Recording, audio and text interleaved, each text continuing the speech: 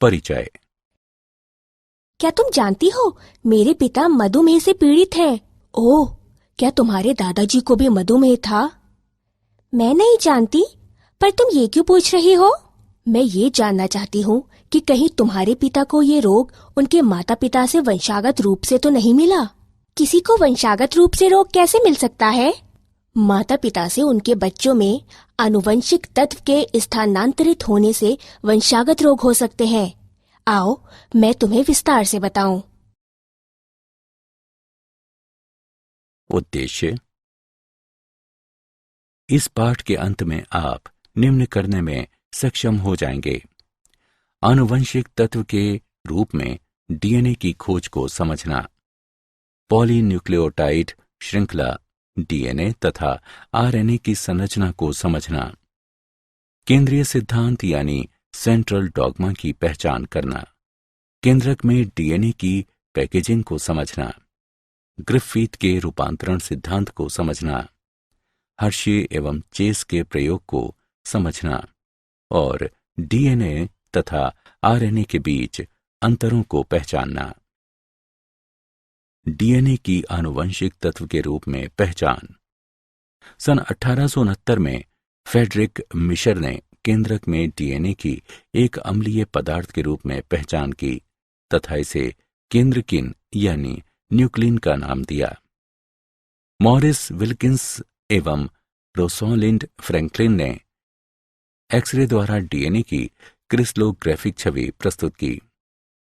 Irwin चारगाफ ने बताया कि द्विरज्जुक डीएनए में एडेनिन व थाइमीन तथा ग्वानिन व साइटोसिन के बीच अनुपात स्थिर व 1 के बराबर होता है। इन तर्कों का उपयोग कर सन 1953 में जेम्स वॉटसन और फ्रांसिस क्रिक ने डीएनए की द्विकुंडलित संरचना निर्धारित की। पॉलीपेप्टाइड श्रृंखला। नाइट्रोजनी क्षार। नाइट्रोजनस क्षार के 2 प्रकार होते हैं: एक प्यूरिन एडेनिन तथा ग्वानिन, 2 पिरिमिडीन आरएनए में साइटोसिन तथा यूरासिल या डीएनए में थाइमीन। पॉलीपेप्टाइड श्रृंखला। एक पॉलीपेप्टाइड श्रृंखला में राइबोज शर्करा के एक मुक्त सिरे पर फॉस्फेट मोइटी होता है। इसे पॉलीन्यूक्लियोटाइड श्रृंखला का 5' सिरा कहते हैं। राइबोज शर्करा के दूसरे स्वतंत्र सिरे पर हाइड्रोक्सिल समूह होता है। इसे पॉलीन्यूक्लियोटाइड श्रृंखला का 3' सिरा कहते हैं।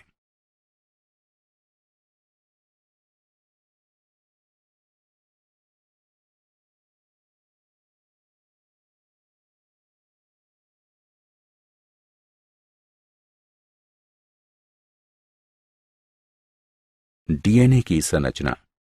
डीएनए 2 न्यूक्लियोटाइड श्रृंखलाओं का बना होता है, जिसका आधार शर्करा फॉस्फेट का बना होता है। 2 बहुलक प्रति समानांतर चलते हैं। एक बहुलक की ध्रुवता 5' से 3' होती है, जबकि दूसरे बहुलक की ध्रुवता 3' से 5' होती है। दोनों बहुलकों में पूरक आधार युग्मन होता है, जहां क्षारक युग्म हाइड्रोजन बंधों से बंधे होते हैं। दोनों श्रृंखलाएं दक्षिणावर्ती ढंग से राइट हैंडेड फैशन कुंडलित होती हैं। एक कुंडली में प्रत्येक 0.34 नैनोमीटर के बाद क्षारक युग्म होते हैं और प्रत्येक 3.4 नैनोमीटर के बाद कुंडली घूम जाती है। प्रत्येक घुमाव में लगभग 10 क्षारक युग्म होते हैं। दुई कुंडली में एक क्षारक युग्म दूसरे क्षारक युग्म पर स्थित होता है। मूल सिद्धांत। Central dogma. मूल सिद्धांत का अर्थ निम्नलिखित ढंग से आनुवंशिक संकेत का प्रवाह है: डीएनए, आरएनए, प्रोटीन। और इस सिद्धांत का प्रतिपादन फ्रांसिस क्रिक ने किया।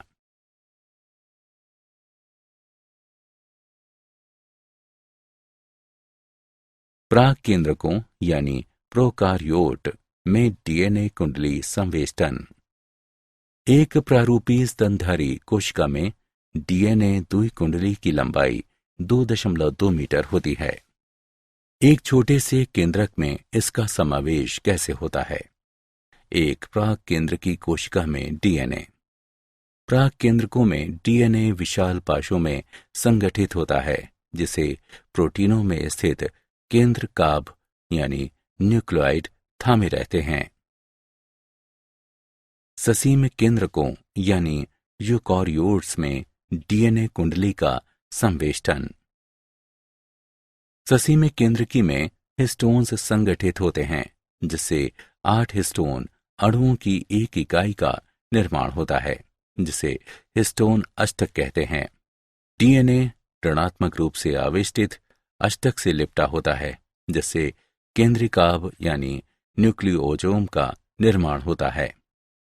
आवर्ती केंद्रिकाभ न्यूक्लियोजोम केंद्रक में धागानुमा संरचनाओं का निर्माण करते हैं, जिन्हें एक के बाद एक मिलते हैं, उसे क्रोमेटिन कहते हैं।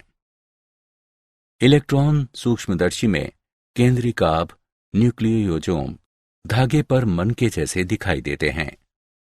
क्रोमेटिन संवेष्टित होता है, जिससे क्रोमेटिन तंतुओं का निर्माण होता है। मध्यावस्था में क्रोमेटिन तंतु संघनित होते हैं, जिससे गुणसूत्रों का निर्माण होता है। इस संघनन के लिए हिस्टोन मुक्त गुणसूत्रीय प्रोटीनों की आवश्यकता होती है। ग्रिफिथ का रूपांतरण सिद्धांत। डीएनए की आनुवंशिक भूमिका की खोज 1928 में फ्रेडरिक ग्रिफिथ के शोध से आरंभ हुई। फ्रेडरिक ग्रिफिथ ने स्ट्रेप्टोकोकस न्यूमोनियाई के 2 प्रभेदों, रोगजनक और गैर रोगजनक पर कार्य किया। ग्रिफिथ ने जब रोगजनक एस प्रभेद के ऊष्मा से मृत अवशेषों को गैर रोगजनक आर प्रभेद की जीवित कोशिकाओं से मिलाया, तो देखा कि इनमें से कुछ कोशिकाएं रोगजनक हो गईं। ग्रिफिथ ने इस चमत्कार को रूपांतरण का नाम दिया। रूपांतरण सिद्धांत के जैव रासायनिक लक्षण वर्णन। कॉलिन मैक्लिओड व मैकलीन मैककार्टी ने ग्रिफिथ के रूपांतरण सिद्धांत के जैव रासायनिक स्वरूप निर्धारण पर शोध किया। नीचे दिए शोध के अनुसार आप देख सकते हैं कि डीएनए आनुवंशिक पदार्थ है।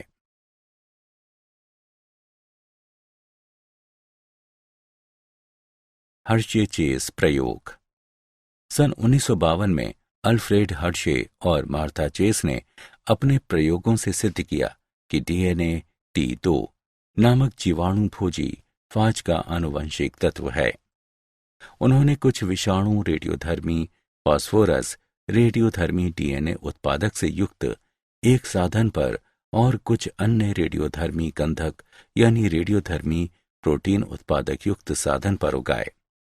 रेडियोधर्मी विभोजियों को ई कोलाई जीवाणु से चिपक जाने दिया गया।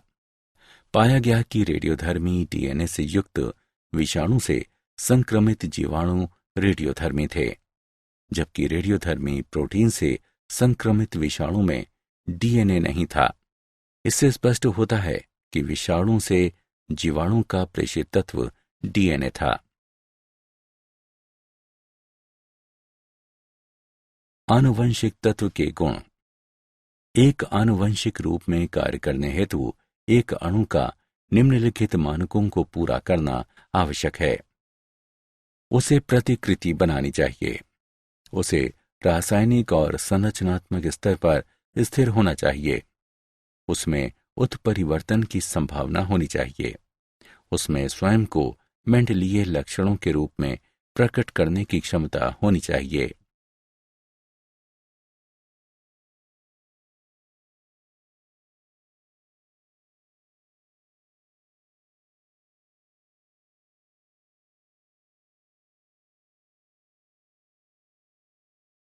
आरएनए।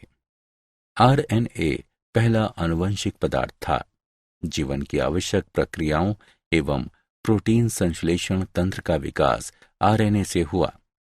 आरएनए आनुवंशिक तत्व के साथ साथ एक उत्प्रेरक के रूप में कार्य कर सकता है।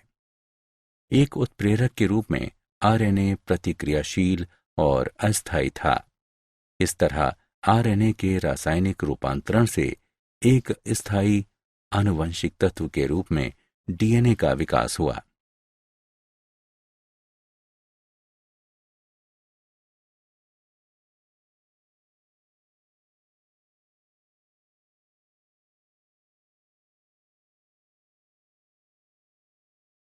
कौन सा आनुवंशिक तत्व बेहतर है, आरएनए या डीएनए? आरएनए और डीएनए के कुछ लक्षण हैं।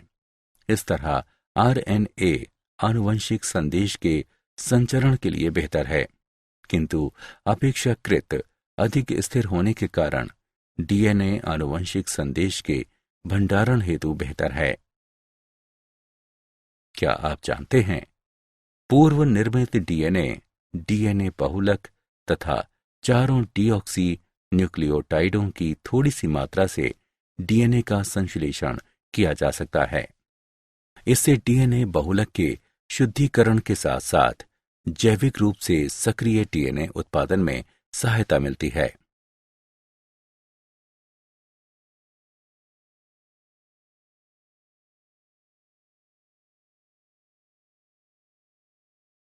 सारांश। आइए हमने जो कुछ सीखा है उसे संक्षेप में दोहराएं। डीएनए आनुवंशिक संदेश का संग्रह करता है। आरएनए अधिकांशतः आनुवंशिक संदेश के अंतरण और अभिव्यक्ति में सहायता करता है। डीएनए रासायनिक एवं संरचनात्मक रूप से अधिक स्थिर होने के कारण एक बेहतर आनुवंशिक तत्व है। डीएनए 2 पॉलीपेप्टाइड श्रृंखलाओं से बना होता है। डीएनए कुंडली के क्षारक युग्म आपस में हाइड्रोजन बंध द्वारा जुड़े होते हैं। डीएनए कुंडली में पूरक आधार युग्मन होता है। फ्रेडरिक ग्रिफिथ ने प्रयोगों के आधार पर रूपांतरण सिद्धांत का हल निकाला।